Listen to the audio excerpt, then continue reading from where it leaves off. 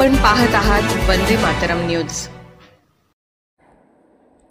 औरोड कवटेगुलन मार्गावरील गौतम किनिंगे यांच्या शेताजवळ चारचाकी कार पलटी होऊन एक जण जागीच ठार झाला।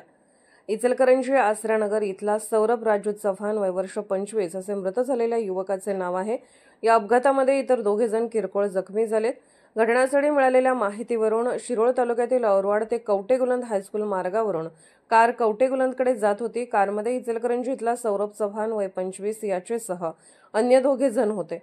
सदर कार या मार्गावरील गौतम किनिंगे यांच्या शेताजवळ आली असता कारचे चाक फुटून कार नजीकच्या शेतात जाऊन पलटी मारल्याचे समजते। या घटनेत सौरभ चव्हाण यांच्या डोक्याला जबर मार बसल्याने तो जागीच ठार झालाय, तर अन्य दोघे किरकोळ जखमी झालेत। सदर घटना घडल्यानंतर लोकांनी गर्दी केली होती, तर कुरुंदवाड पोलिसांनी घटनास्थळी येऊन पंचनामा केला आहे। सदर मृतदेह शवविच्छेदनास शिरोळ येथे पाठवला आहे। सदर तिघेही कर्नाटकात देव दर्शनासाठी जात असल्याचे समजते। अधिक तपास रविराज फडणीस यांच्या मार्गदर्शनाखाली कुरुंदवाड पोलीस करत आहेत। अशाच ताज्या घडामोडी आणि बातमीसाठी वंदे मातरम न्यूज चॅनलला लाईक करा, शेअर करा आणि सबस्क्राईब करा।